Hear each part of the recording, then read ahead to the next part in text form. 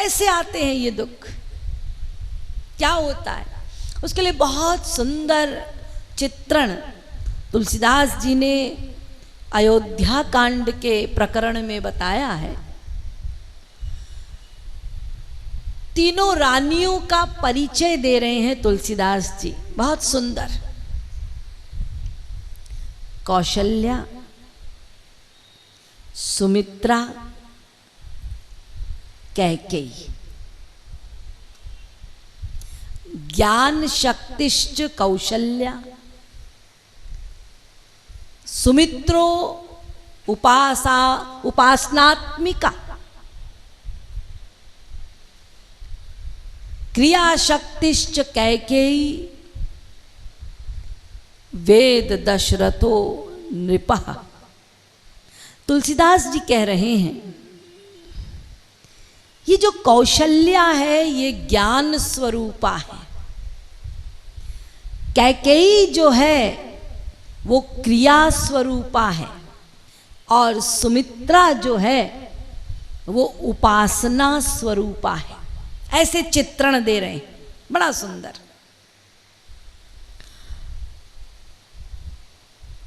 सुमित्रा में उपासना की विलक्षणता का दर्शन है, कौशल्या में ज्ञान की गहराई का दर्शन है, और कैकेयी में क्रिया की ऊंचाई का दर्शन है। लेकिन समस्या ये है, जहां क्रिया होगी उसकी ऊंचाई के साथ साथ क्रिया के अपने कुछ दोष भी हैं।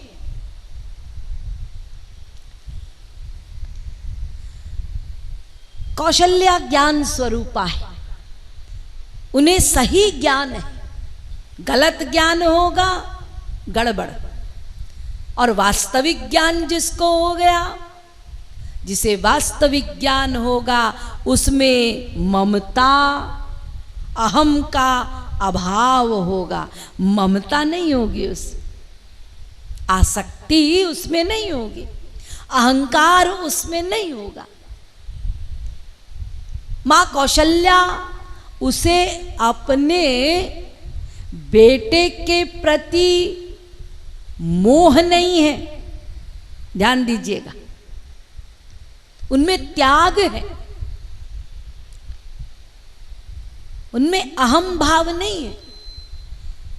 इतना त्याग है कौशल्या मैया में कि कौशल्या जी ने कभी अपने बेटे के प्रति कोई अधिकार प्रस्तुत नहीं किया।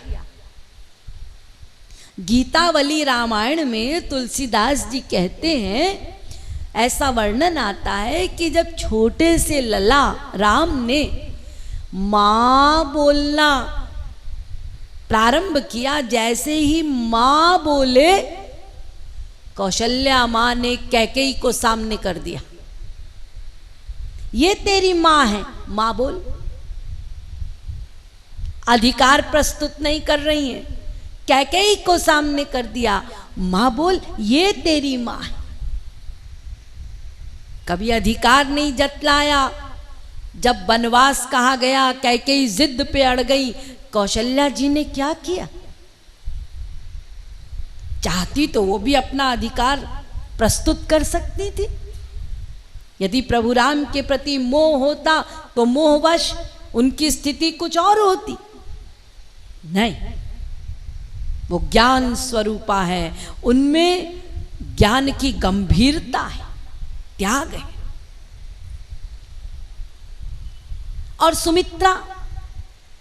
सुमित्रा जो है वो उपासना स्वरूप है। और ध्यान दीजिए, उपासना में पूर्ण समर्पण की वृत्ति होती है।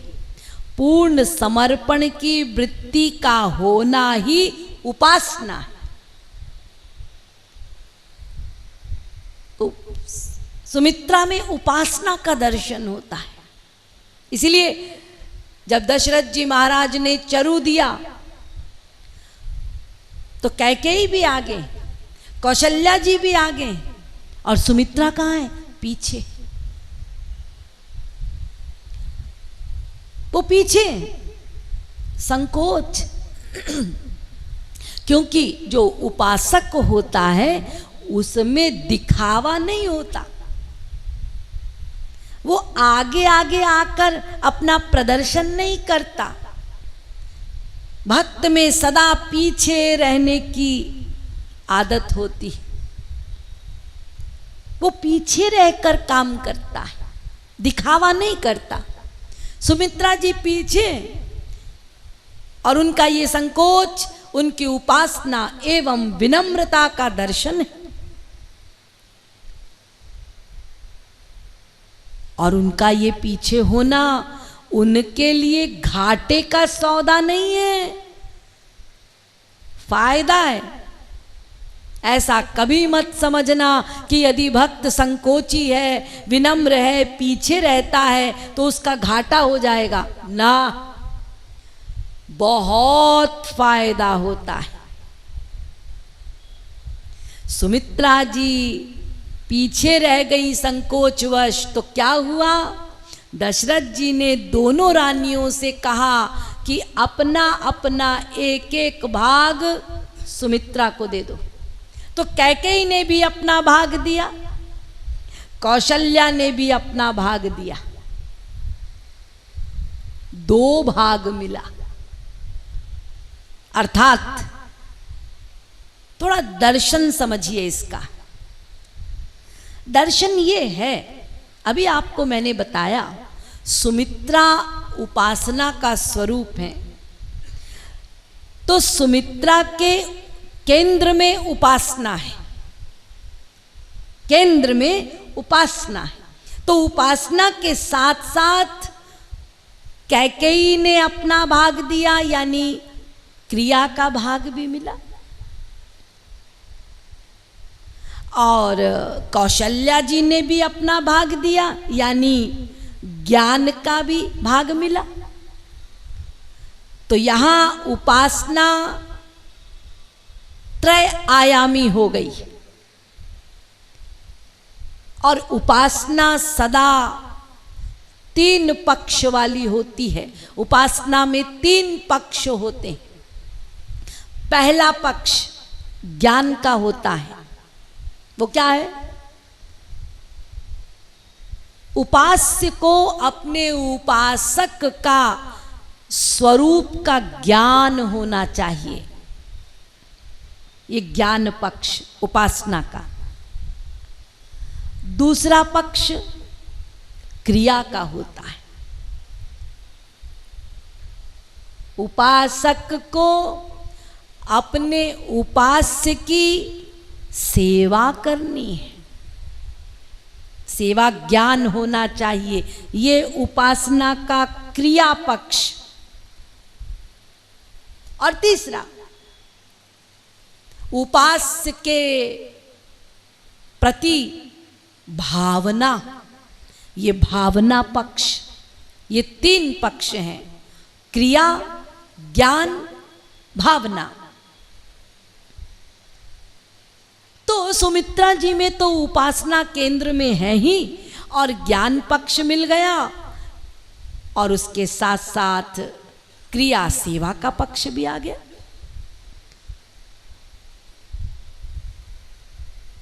और वो बड़े फायदे में है, कोई घाटा नहीं सुमित्रा जी को। दूसरे तरीके से सोचे तो कैकेयी जी ने अपना भाग दिया, कौशल्या जी ने अपना भाग दिया, और सुमित्रा को क्या फायदा हुआ? अरे कैकेयी जी के 1 बेटा हुआ, कौशल्या के 1 बेटा हुआ, सुमित्रा के 2 बेटे हो गए। ये देखिए, पीछे रहने में घाटा नहीं है, फायदा है। भक्त सदा फायदे में रहता है, लाभ में। 2 बेटे हुए, लेकिन ये लाभ पा करके भी भक्त का स्वभाव होता है, वो कभी ये नहीं सोचता, उसके मन में ये नहीं है कि मेरी ये वस्तु मैं आपको देता हूं प्रभु, ना। उसकी भावना रहती है त्वदीय वस्तु तुभ्यमेव समर्पये, त्वदीयं वस्तु तुभ्यमेव समर्पये। गोविंद, हे राम, भक्त की ये भावना होती है कि भाई मेरा तो कुछ है ही नहीं, मैं अपनी वस्तु दे रहा हूं, ये फीलिंग नहीं भक्त की। भक्त ये कहता है भाई मेरा तो कुछ है ही नहीं अपना, आपका ही दिया हुआ सब कुछ है, मेरा क्या है? मेरी तो ये अपनी सत्ता भी नहीं है जिस पर मैं हुकूमत कर सकूं, ये आत्मा पर भी मेरा कंट्रोल नहीं, शरीर पर भी मेरा कंट्रोल नहीं, मेरा तो कुछ है ही नहीं। आपका दिया हुआ सब कुछ मैं आपको ही वापस कर रहा हूं, ये भक्त की भावना है। और यही उपासना का दर्शन सुमित्रा जी में है। सुमित्रा जी ने ये नहीं सोचा कि मेरे 2 बेटे हो गए, वाह वाह, दोनों से मैं अपने पैर दबवाऊंगी, नहीं। सुमित्रा जी ये विचार कर रही हैं कि जिन्होंने अपना अपना भाग मुझे दिया तो ये उनकी ही चीज है, मुझे उनको ही वापस दे देनी चाहिए। इसीलिए सुमित्रा जी ने अपने एक बेटे को ईश्वर की सेवा में दे दिया, प्रभु राम की सेवा में, और एक बेटे को उत्तम संत की सेवा में दे दिया, भरत की सेवा में। नहीं रखा अपने पास, दोनों को सेवा में लगा दिया। ये उपासना का दर्शन है, इसको कहते हैं भक्ति, जहां त्याग ही त्याग है और जहां लाभ ही लाभ है। सुमित्रा जी के विषय में वर्णन बहुत कम है, गाथाएं बहुत कम है। जितना कौशल्या जी का नाम आता है, जितना कैकेयी जी का नाम आता है, सुमित्रा जी का उतना ही कम है। लेकिन वो पीछे रह के भी सबसे महान शक्ति है, उपासना स्वरूपा है। क्या बलिदान है सुमित्रा जी का।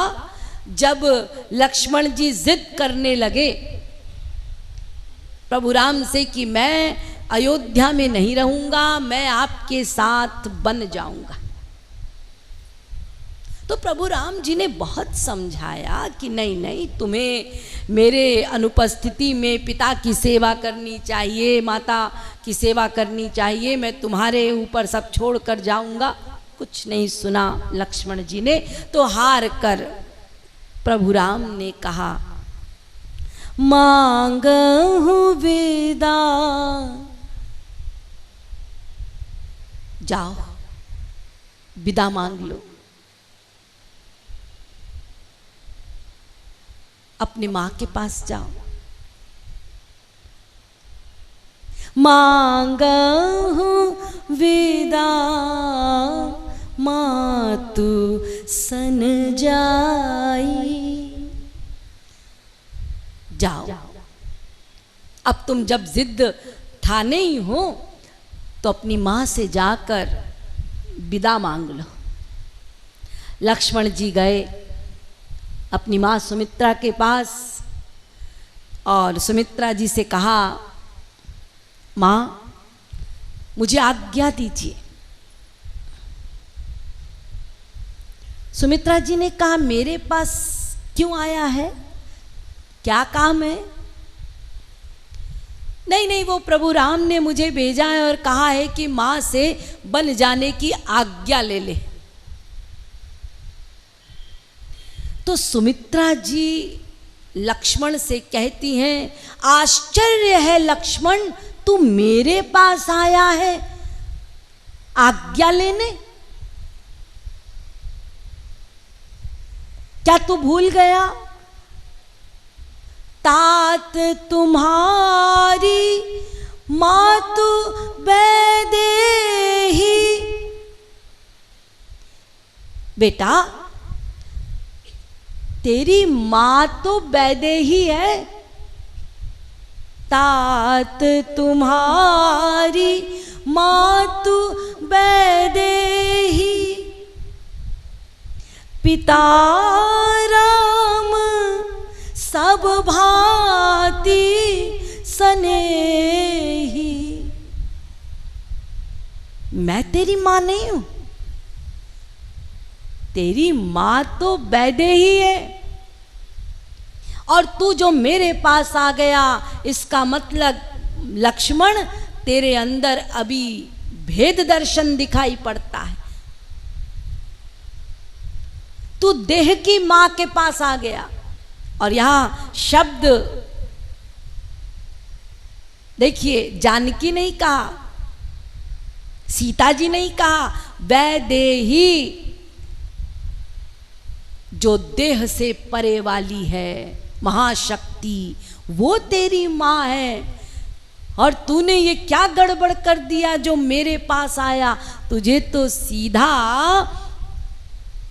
अपनी असली मां के पास जाकर आज्ञा लेनी चाहिए थी। यानी सुमित्रा जी पुत्र लक्ष्मण को वास्तविक मातृत्व महाशक्ति से परिचित करा रही हैं। वो महाशक्ति, वो ह्लादिनी शक्ति, वो तेरी मां है। तो लक्ष्मण जी ने कहा, ठीक है, मुझसे भूल हो गई मां, लेकिन एक बात बता, तो क्या मैं तेरा पुत्र नहीं हूं? सुमित्रा जी ने कहा, नहीं नहीं, ऐसा नहीं है, तू मेरा पुत्र है। अरे पुत्रवती जुबती सो होई, राम भगति जासु सुत होई। अरे तू तो मेरा सौभाग्यशाली बेटा है। मैं तो जगत को कहती हूं कि मां तो वही असली मां है जो राम भक्त पुत्र पैदा करे। ना तरु बांझ भली बादी बियानी। और यदि किसी का पुत्र राम भक्त नहीं है, राम की उपेक्षा करता है, तो उससे तो बांझ होना अच्छा है। तो सुमित्रा जी कह रही है, ऐसा नहीं है, मैं तो सौभाग्यशाली माता हूं जो मुझे ऐसा पुत्र प्राप्त हुआ जो राम भक्त है। तो तू तो मेरा पुत्र है, लेकिन मैं तेरी मां नहीं हूं। अरे ये कैसा विरोधाभास है भाई, कि मैं तेरी मां नहीं हूं, तू मेरा पुत्र है। अरे भाई बोलो तो ऐसे बोलो कि ना मैं तेरी मां हूं, ना तू मेरा पुत्र है। ये क्या बात हुई कि मैं तेरी मां नहीं हूं, लेकिन तू मेरा पुत्र है? तो लक्ष्मण जी ने कहा, इसका मतलब ये क्या बात हुई कि मैं तेरी मां नहीं हूं, लेकिन तू मेरा पुत्र है? तो लक्ष्मण जी ने कहा, इसका मतलब। तो इतना सुंदर कह रही हैं सुमित्रा जी। सुमित्रा जी कहती हैं, देखो बेटा, तुम जिनकी सेवा में जा रहे हो वो ईश्वर है। तो यदि तुम उनके साथ साथ रहोगे वन में और मुझे मां मानोगे, तो ईश्वर के साथ रहने पर भी तुम्हारा मन मेरे पास रहेगा, तो कोई लाभ नहीं, बेकार। और यदि मैं तुम्हें अपना पुत्र कहती हूं, इसलिए मैं कह रही हूं, मुझे मां मत कहना। यदि मुझे मां कहोगे तो मेरे लिए आसक्ति होगी, मेरे लिए आसक्ति होगी तो तुम ईश्वर की सेवा में जा रहे हो, मन मेरे पास रहेगा, सब गोबर हो जाएगा। इसलिए मैं तुम्हारी मां नहीं, तुम्हारी मां वैदेही। लेकिन तुम मेरे पुत्र हो, वो इसीलिए कि बेटा तुम हरि की सेवा में जा रहे, जिनकी सेवा में जा रहे हो वो ईश्वर हैं। इसीलिए यदि मेरा मन तुम्हारे पास भी रहेगा तो मुझे ईश्वर की ही याद रहेगी, उन्हीं का चिंतन बनता रहेगा। इसीलिए तुम पुत्र हो राम भक्त, तुम्हारे स्मरण से राम का स्मरण अपने आप होगा। ये सुमित्रा जी का चिंतन है। जब लौट कर आए रावण वध के पश्चात, तो लक्ष्मण जी ने सुमित्रा जी को चरणों में प्रणाम करना चाहा, तो सुमित्रा जी ने तुरंत लक्ष्मण को उठा के अपने वक्षस्थल से लगा लिया, चिपटा लिया जोर कर। दुनिया वालों ने देखकर ये सोचा, हाँ 14 वर्ष बेचारी माँ ने देखा नहीं ना लक्ष्मण को, इसीलिए वात्सल्यता उमड़ पड़ी है, इसीलिए जोर से हृदय से लगा लिया।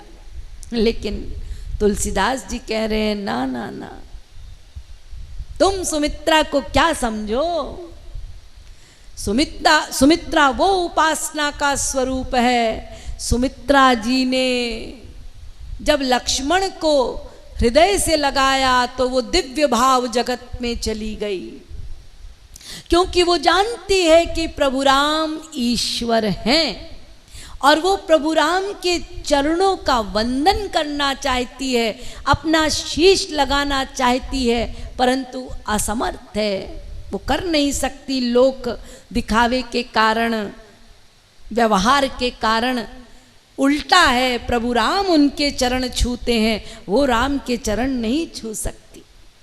इसीलिए जब उन्होंने लक्ष्मण को गले से लगाया तो वो इस दिव्य भाव जगत में है कि लक्ष्मण तू प्रतिदिन राघव के युगल चरणों को अपने हृदय से लगाकर सोता था। इसलिए यदि मैं तुझे अपने हृदय से लगाऊंगी तो मैं प्रभु राम के चरणों को, ईश्वर के चरणों को अपने हृदय से लगा लूंगी। भाव ये तो ये है उपासना का स्वरूप।